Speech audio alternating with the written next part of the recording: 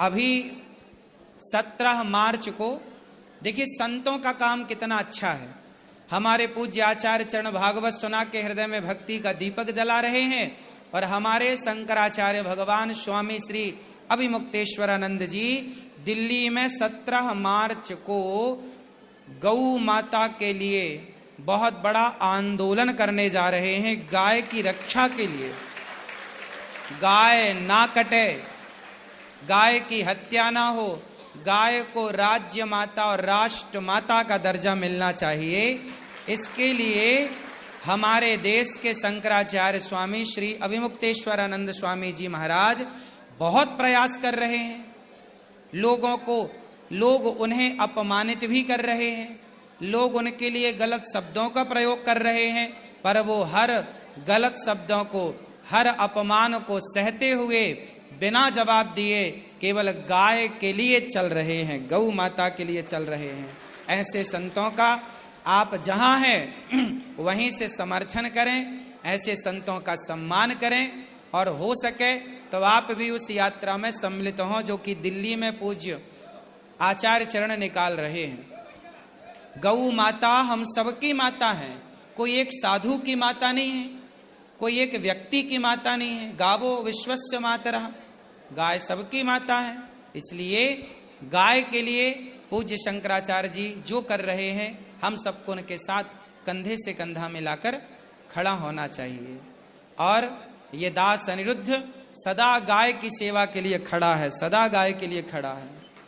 आप भी गाय के बारे में सोचें, घर में गौ माता रखें और अपने आसपास के लोगों को भी कहें कि वो भी घर में गाय रखें और गौ माता की सेवा करें। इन्हीं शब्दों के साथ ये दास अपनी वाणी को विराम।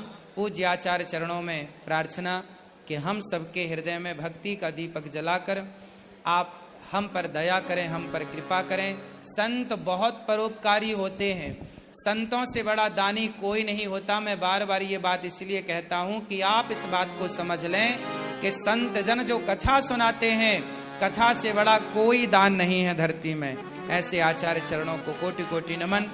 अज्ञानी का अज्ञान आप दूर करें। आप जैसे राजा परीक्षित जी ने कहा कि 7 दिन में मरना है, क्या करें? हम प्राणी भी बहुत लंबी आयु लेकर नहीं आए, हम सबका कल्याण कैसे हो, ये गुरुदेव भगवान आप कृपा करें। बोलिए गौरी गोपाल भगवान की जय। श्रीमद् भागवत महापुराण की जय। जय जय श्री राधे, जय जय श्री राधे। पूज्य गुरुदेव भगवान की वाणी हम सब सुन रहे हैं और अपने जीवन को कृतार्थ कर रहे हैं। पूज्य चरण, आपके श्री चरणों में दास अनिरुद्ध का कोटि कोटि नमन। हम सब का बड़ा सौभाग्य है, हम सब बड़े भाग्यशाली हैं।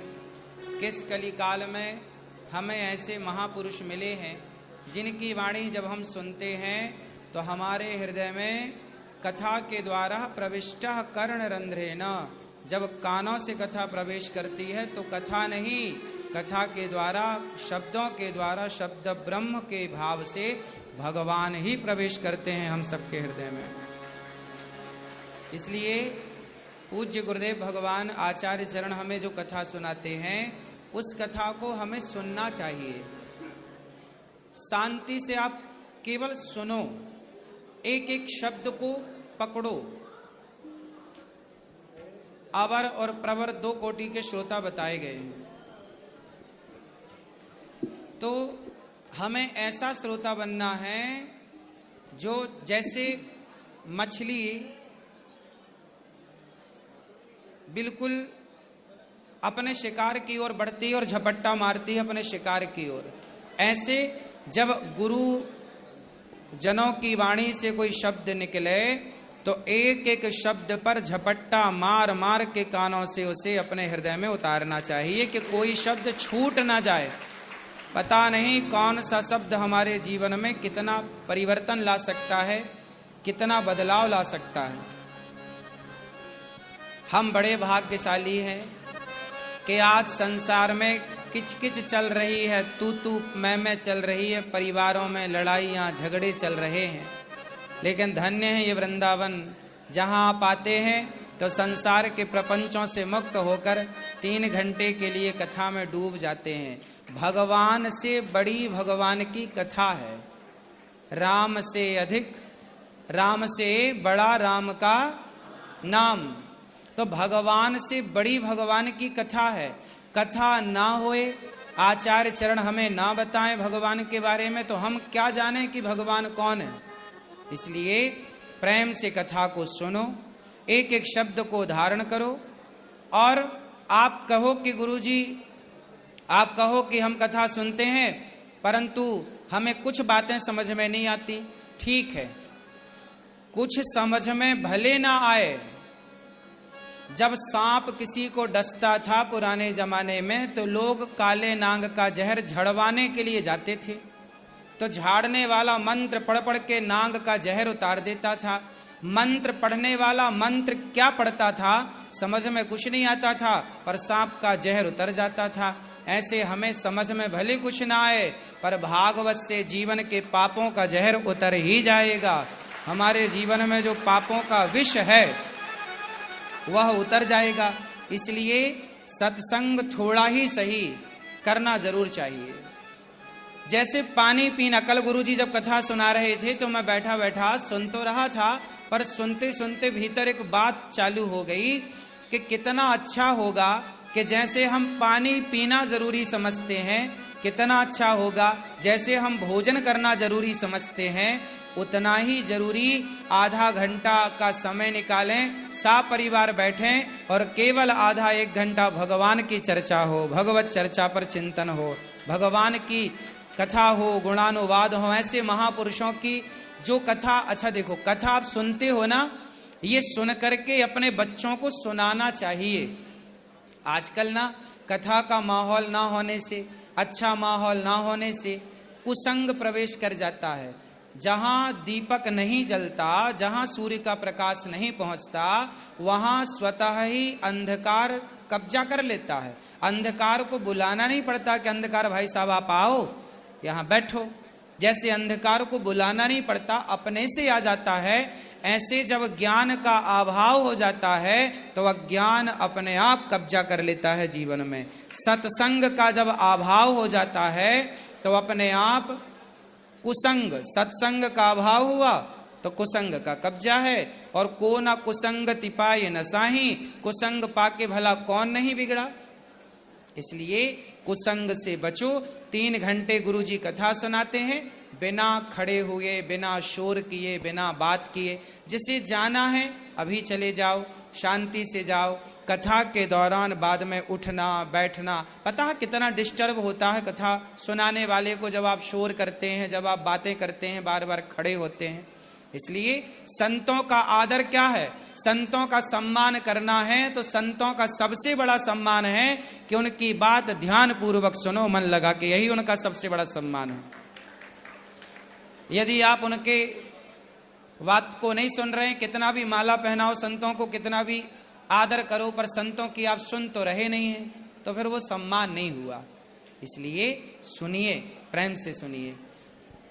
अभी 17 मार्च को देखिए संतों का काम कितना अच्छा है।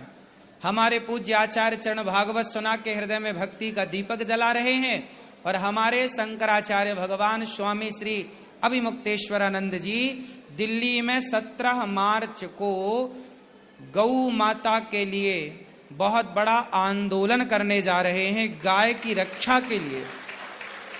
गाय ना कटे, गाय की हत्या ना हो, गाय को राज्य माता और राष्ट्र माता का दर्जा मिलना चाहिए। इसके लिए हमारे देश के शंकराचार्य स्वामी श्री अभिमुक्तेश्वरानंद स्वामी जी महाराज बहुत प्रयास कर रहे हैं।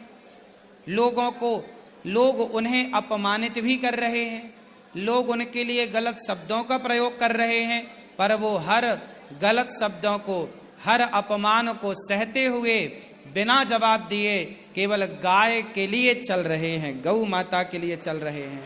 ऐसे संतों का आप जहां हैं वहीं से समर्थन करें, ऐसे संतों का सम्मान करें, और हो सके तो आप भी उस यात्रा में सम्मिलित हों जो कि दिल्ली में पूज्य आचार्य चरण निकाल रहे हैं। गौ माता हम सबकी माता है, कोई एक साधु की माता नहीं है, कोई एक व्यक्ति की माता नहीं है। गावो विश्वस्य मातरः, गाय सबकी माता है।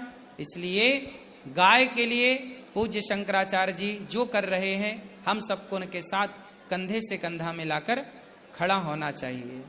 और ये दास अनिरुद्ध सदा गाय की सेवा के लिए खड़ा है, सदा गाय के लिए खड़ा है। आप भी गाय के बारे में सोचें, घर में गौ माता रखें, और अपने आसपास के लोगों को भी कहें कि वो भी घर में गाय रखें और गौ माता की सेवा करें। इन्हीं शब्दों के साथ ये दास अपनी वाणी को विराम। पूज्य आचार्य चरणों में प्रार्थना कि हम सबके हृदय में भक्ति का दीपक जलाकर आप हम पर दया करें, हम पर कृपा करें। संत बहुत परोपकारी होते हैं, संतों से बड़ा दानी कोई नहीं होता। मैं बार बार ये बात इसलिए कहता हूँ कि आप इस बात को समझ लें कि संत जन जो कथा सुनाते हैं, कथा से बड़ा कोई दान नहीं है धरती में। ऐसे आचार्य चरणों को कोटि कोटि नमन। अज्ञानी का अज्ञान आप दूर करें। आप जैसे राजा परीक्षित जी ने कहा कि 7 दिन में मरना है, क्या करें? हम प्राणी भी बहुत लंबी आयु लेकर नहीं आए, हम सबका कल्याण कैसे हो, ये गुरुदेव भगवान आप कृपा करें।